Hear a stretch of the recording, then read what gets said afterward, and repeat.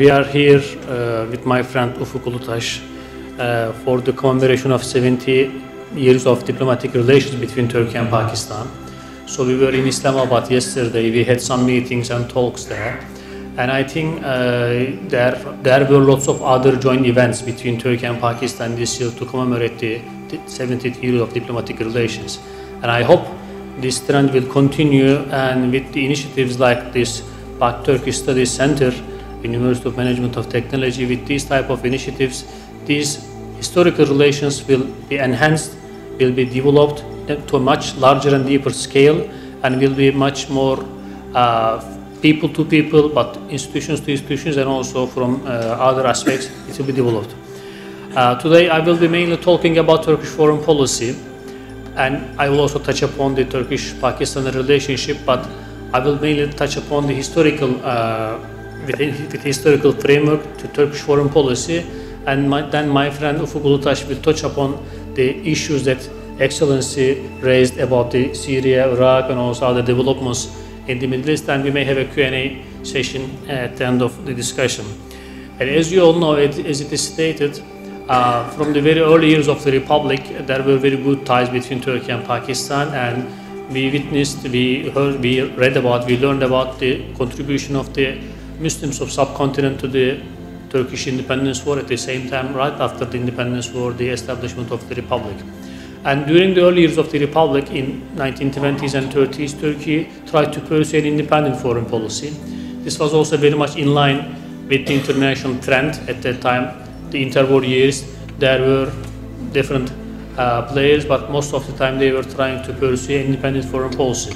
This was the case for Turkey as well. This trend continued till World War II. During World War II, Turkey did not take part in the World War II, remained neutral, but at the same time, very much influenced by the developments in its neighborhood because of the war. Right after the war, Turkey had an important change in its foreign policy because of the Soviet threat against Turkish territorial integrity. Turkey opted to become a member of the Western Alliance, and Turkey became a member of NATO in 1952 and developed its relation with the Western institutions. Beginning with 1950s onwards, during the Cold War years, Turkey acted as a dedicated ally of the Western Alliance, and in many respects, Turkey and Pakistan were having joint initiatives in those years. We were just talking about this NATO, CENTO, and the common projects, common visions between Turkey and Pakistan. This trend during the Cold War years continued, and during the Cold War years, one of the most important foreign policy for Turkey was Cyprus issue. Beginning with 1960s and 70s, we witnessed the importance of Cyprus issue for Turkey, and we also got the support of countries like Pakistan in this Cyprus issue in terms of gatherings like Organization of Islamic Cooperation and other types of international fora to further Turkish policy, Turkish position there. And with the end of Cold War in 1991, there was another era in international politics, and Turkey also has to adapt to this new environment. In international politics, end of Cold War represented a beginning of a new international order, liberal international order, as you suggested.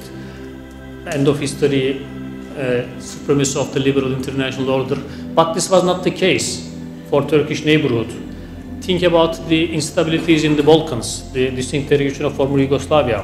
Think about the instabilities in the Middle East, the first Gulf War, and the Palestinian-Israeli conflict and others. Or think about the instabilities in the Caucasus between Azerbaijan and Armenia, or in Georgia, between Georgia, Abkhazia, Ossetia.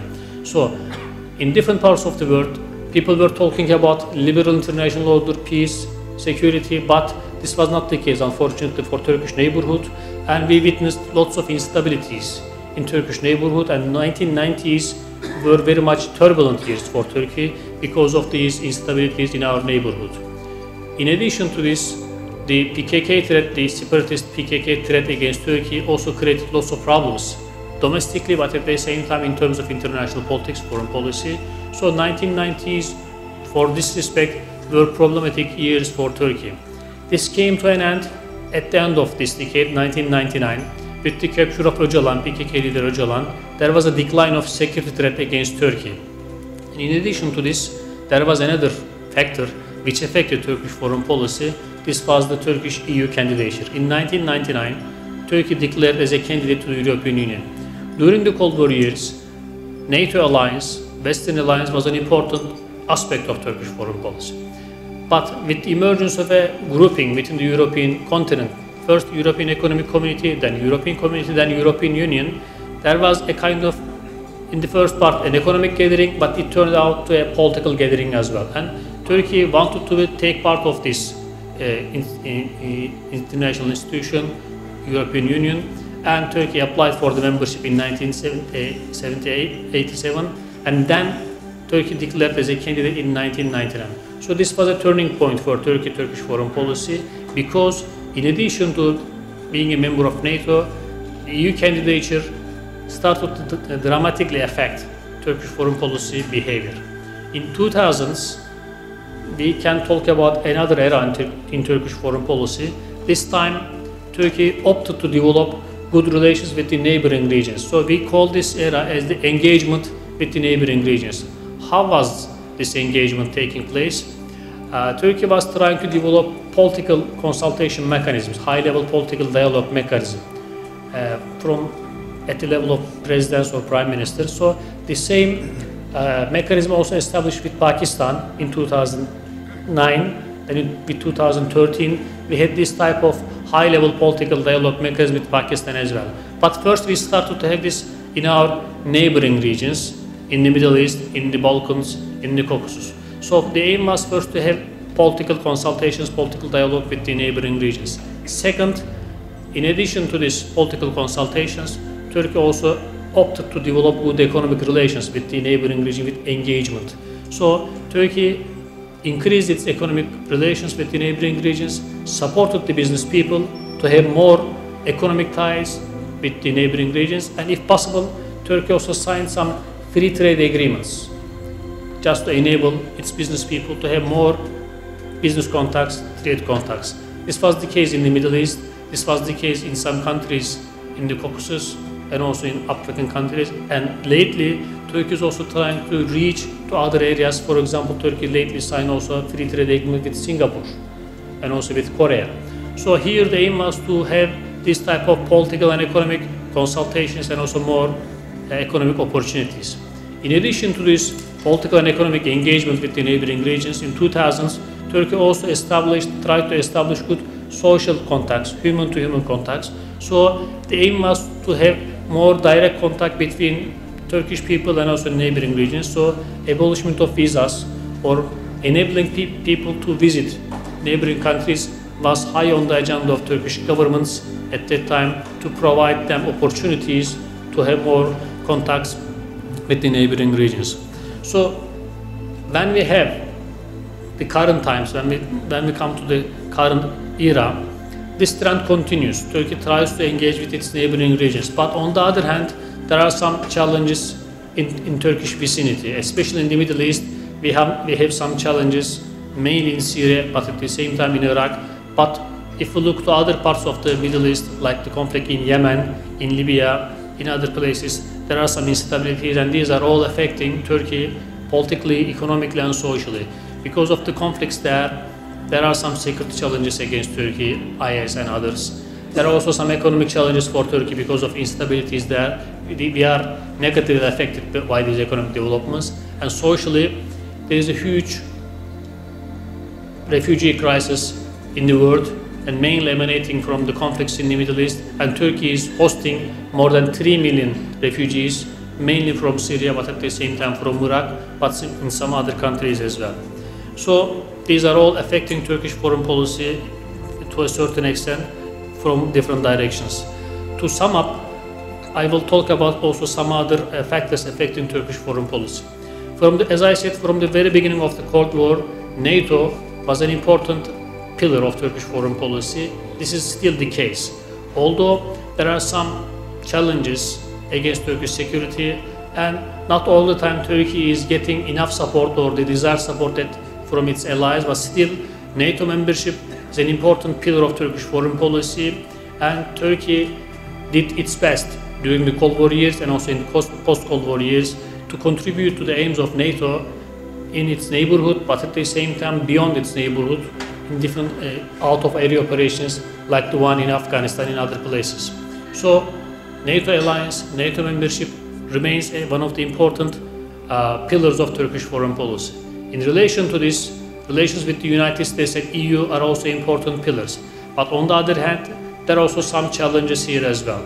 Recently, we have some disagreements with the United States, especially in terms of fighting against IS in the Middle East, and also use of PKK as a counterbalance, as a tool to fight against IS. For this reason, there are some disagreements between Turkey and United States. But despite these disagreements, the political consultations go on. For example, a couple of weeks ago, Turkish Prime Minister visited Washington, so had some consultation with his counterparts in Washington. So we still very much attach importance to our relations with the United States. In terms of EU, Turkish-EU relations has also its ups and downs. In the early 2000s, the relations between Turkey and EU were very high because of the EU agenda. There were lots of legal and constitutional changes in Turkey, and also there were some economic changes along with the EU candidature.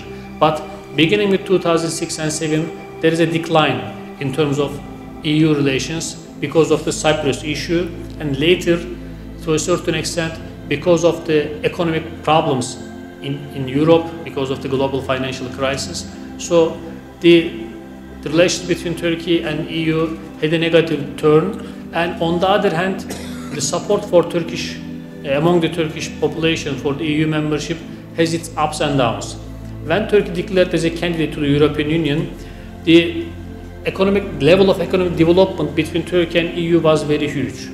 During last 10 to 15 years, Turkish economy progressed enormously, and the gap between Turkey and EU decreased to a certain extent.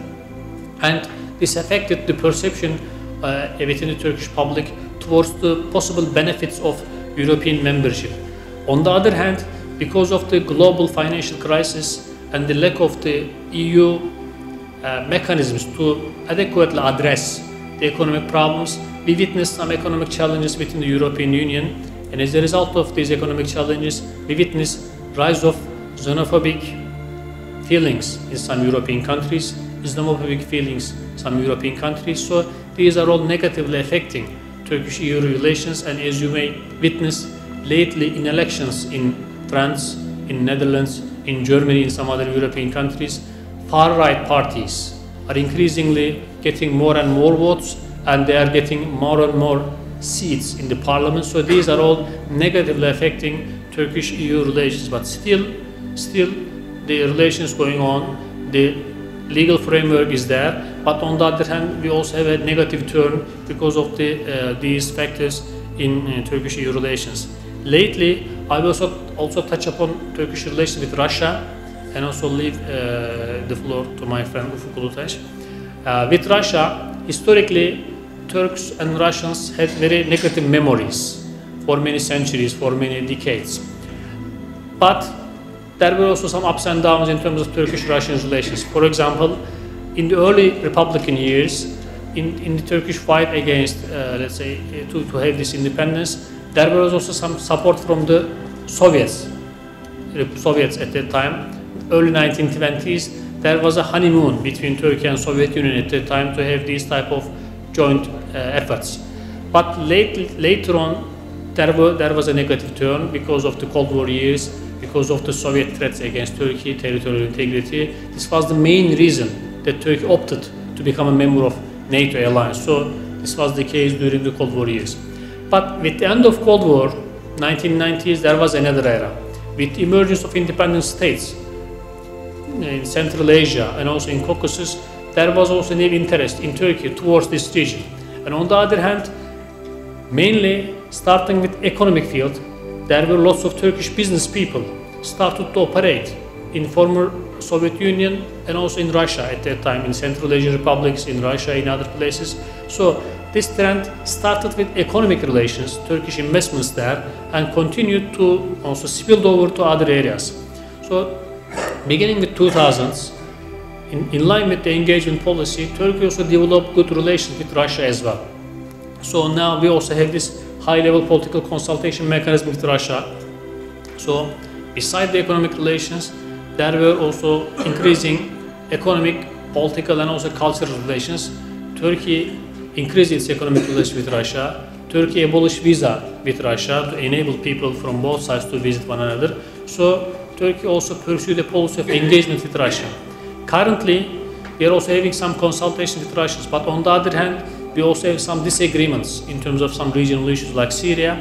However, given the Russian role in Syria in terms of affecting the outcomes, the ending of the conflict there, so the contacts between Turkish and Russian officials going on, and last week Turkish president was in Sochi meeting with Putin. So there were also talks going on between Turkish and Russian officials as well. So to sum up, in the current environment, there are lots of instabilities in Turkish vicinity, in Iraq, in Syria mainly, but at the same time, in the Caucasus, there are still some conflicts which are not fully settled, and these are all affecting Turkish security, but at the same economic activities. And in Europe, we have a stability, but on the other hand, the economic growth rate in Europe is slowing, and this is also very important for Turkey because half of Turkish foreign trade is with the EU, 50% of Turkish foreign trade is mainly with the EU with some ups and downs. So these are all affecting Turkey and Turkish foreign policy.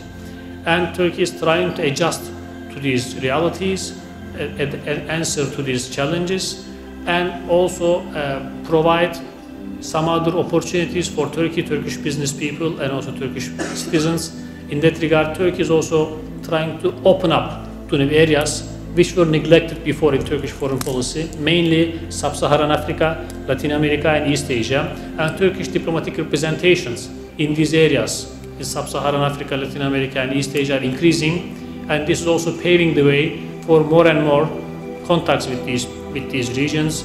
More and more Turkish business people have opportunities there. They are coming to Turkey. Turkish people are visiting these places.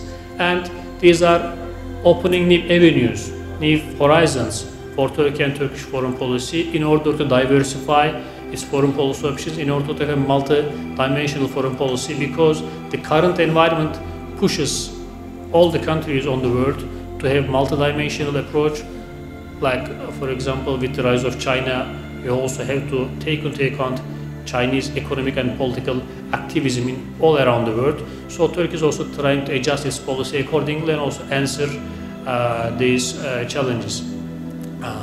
Once again, I'd like to thank you all for coming here and also inviting us and providing us this opportunity. And once again, I'd like to congratulate the University of Management and Technology to have a Pak-Turk Research Center. And I hope these type of institutional frameworks will enhance the bilateral ties and will have more substance in terms of bilateral relations to have stable and durable relationship. Thank you very much.